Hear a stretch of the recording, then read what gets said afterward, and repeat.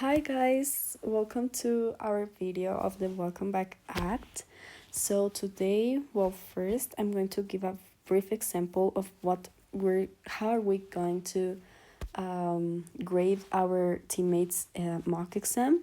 So as you can see, we have the subject details of the physics, our mock paper. And we have like the general rules like words that are underlined are essential for the mark, or these are like the general rules for all the papers. But now here we can see like how to grade our mock papers. So these are all the answers, how we should grade them. Every question has defined amount of marks. So as you can see, marks depend on the answers. And so now I'm going to show you how I graded my teammates' exam, and then I'm going to show you how Hime graded my exam. So here's my teammates' work. I have the other 2 pages. And first we're going to read all the questions. It says, answer all questions. Answer must be written within the answer boxes provided. So I'm going to read to you the first exercise. A ball of mass 0.8 kilograms is attached to a string. The distance to the center of the mass of the ball from the point of support is 95 centimeters. The ball is released from rest when the string is horizontal. When the string becomes vertical, the ball collides with a block of mass 2.40 kilograms that is at rest on a horizontal surface. So here we can see the diagram of the ball and the ball at rest and the ball just before colliding. And we can see the block here. We can see a smooth surface and a rough surface. So we're going to read all the questions. A. Just before the collision. A1, like the first answer of A. Draw a free body diagram for the ball.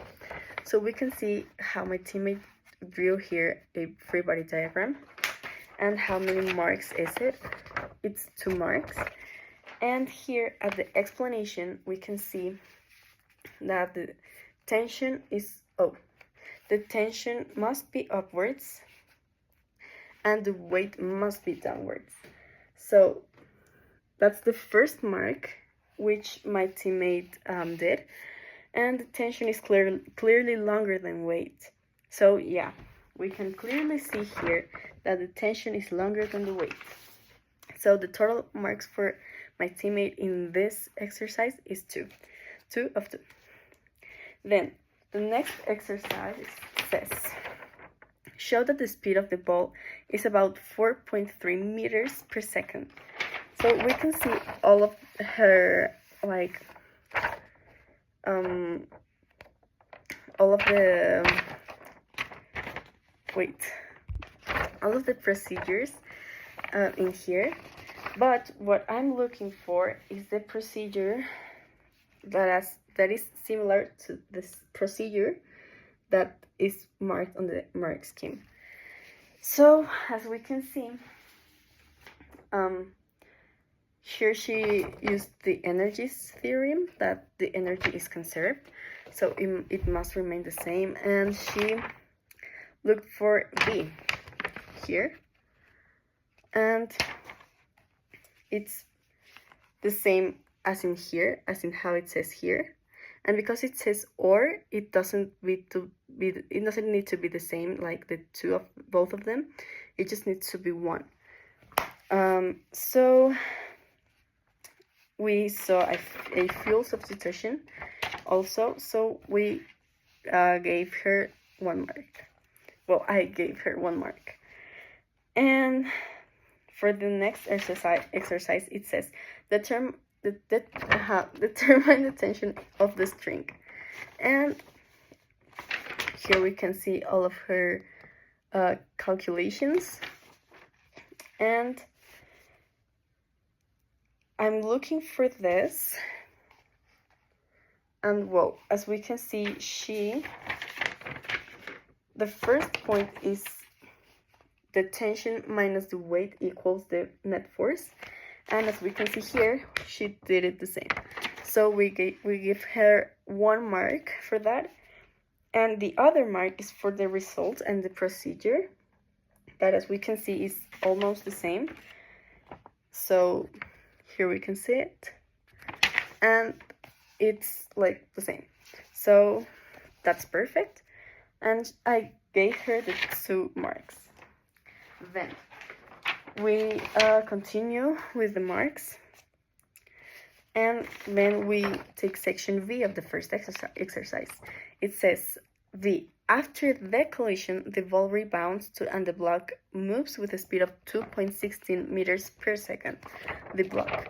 So it says, show that the collision is elastic. So as we know, if a collision is elastic, the kinetic energy must remain the same. So like after the collision and before the collision. So we can see that this question is 4 marks, and I'm going to explain mark for mark. So first mark is for using the conservation of momentum that we can see it's right here. And so I gave her a mark for that. Now the rebound speed is about 2.16 meters per second. And as we can see here, her rebound speed is 2.18, but the procedure is the same, so I gave her the mark. Then the calculation of initial kinetic energy and the final kinetic energy, both are 1 mark each.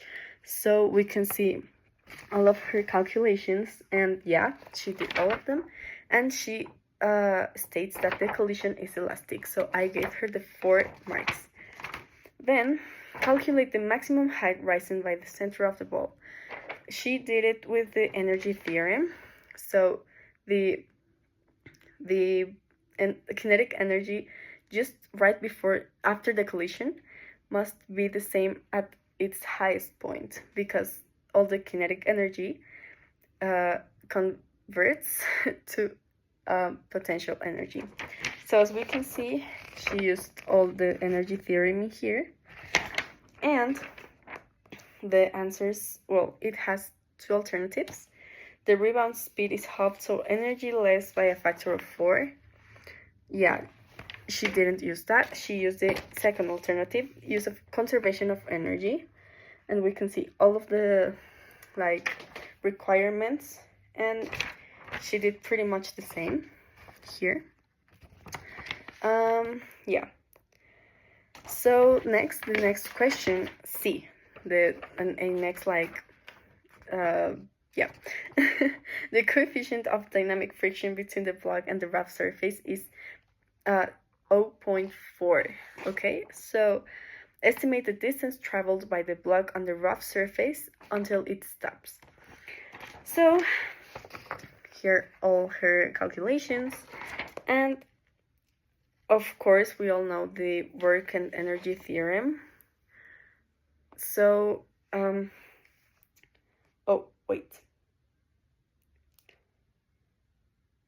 here we have also 2 alternatives.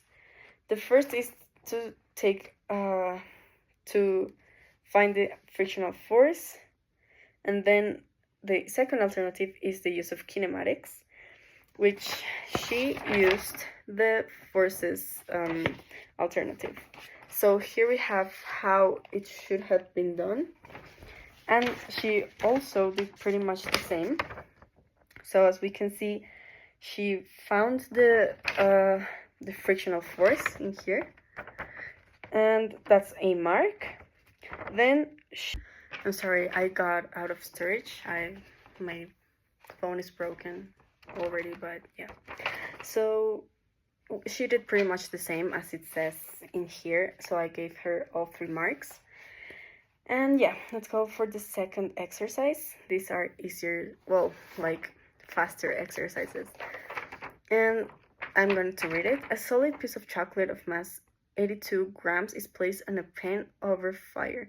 Thermal energy is transferred to the chocolate at a constant rate. The graph shows the variation with time t of the temperature T of the chocolate. At 6 minutes, all the chocolate has melted. So here we can see the graph. And, well, it says the specific heat capacity of solid chocolate is 1.6 times 10 to the 3 joules per kilogram per Kelvin. So, yeah. Here in the mark scheme, it says I should give her a mark if she reads the change in temperature as 45 minus 31 or as 14. And yeah, she did that. She did that in here. Then the answer must be, well, the answer of the thermal energy, which is the same pretty much here than as the mark scheme. And of course, the final answer, that is the power. And it's the same answer. So I gave her 3 marks. Then estimate the specific latent heat of fusion of chocolate. So this answer is 2 marks. Well, this question is 2 marks. And the specific latent heat, well, we have to take first the thermal energy, and she did that. So I should give her a mark for that. So yeah, I did.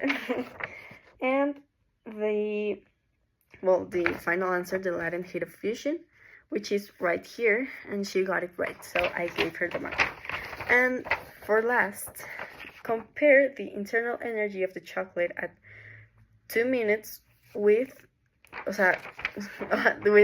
6 minutes. So she said the internal energy is greater at time 6, like at 6 minutes, because we're adding energy to the system. Meanwhile, the kinetic energy of the molecules remain the same, while their potential energy increases. So this question is 2 marks, and the first mark is about how it is different. It is different.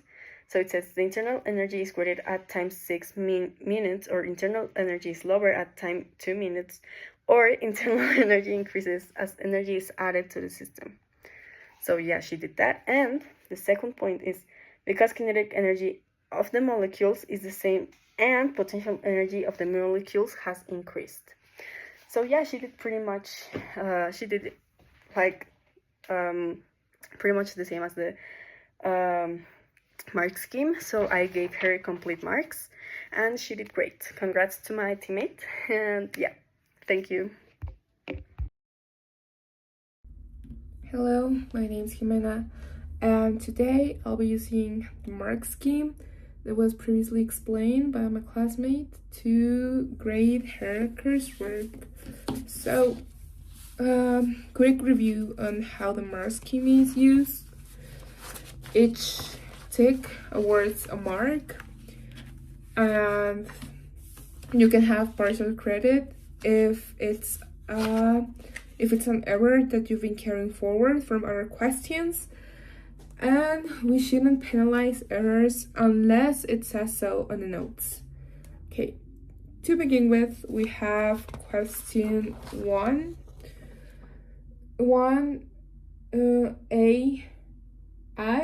about drawing a free body diagram. Here I gave her 2 marks since the notes only say look for tension and weight or mg. Here's tension and weight mg, and it says tension should be upwards and clearly longer than weight, which is a huge difference, and weight should be downwards. So she got both marks here. Then for the next one, we have show that the speed of the ball is about 4.3 meters per second, and the answer sheet says that we should look for this specific equation, and well, it's only 1 mark. So since she has the equation, I gave her the mark. The following, it says determine the tension of the string. It also said about looking for this formula here, T minus mg equals mv squared over r. And this is 1 mark, so I gave her that mark.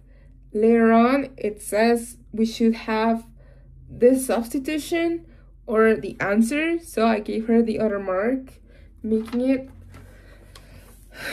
3 marks on this paper. Then blank paper. For the 5th page, we start with a continuation of question 1. It says, show that the collision is elastic, and the mark scheme says that I should check if she used the conservation of momentum. That is this little equation that she had here, so that's why I gave her the mark. Later on, it says calculation of kinetic energy, initial kinetic energy, which is about right here. Yeah, it's this one, but she doesn't separate it from the other parts of the text. It just goes with the equation, like following, which I consider it's alright, because it only says that we need to look for this equation. And okay, so the answer she got here was slightly different, but that was because of early rounding, so it shouldn't be a problem on her grade. What else? Here she also got a slightly different answer. Oh yeah, here's the calculation of the final kinetic energy, but she was kind of making the equation, solving the equation at the same time, so she only got this one, and then she compared they were equal, so that's why I gave her the other mark. So we have momentum, the initial kinetic energy, initial kinetic energy. Oh yeah, I also forgot she was awarded another mark because of the rebound speed. That again, it was slightly different because of the rounding. Here it says 4.3 only, and the mark scheme uses 4.317, so that's why it's slightly different, but it's still correct. So she got the 4th mark. And in this one here, she applied conservation of momentum again. Conservation of energy, which was the second alternative on the mark scheme. And yeah, then she substituted the equation she used, and in the end she got 24. Nevertheless, the mark scheme says it should be 23.8, but again, the early rounding is, well, no, here it was more of a significant figure issue, but as a mark scheme says, we shouldn't penalize those kind of things, so I just gave her the mark, and she got both marks for this one. For C, we had to calculate the coefficient of dynamic friction.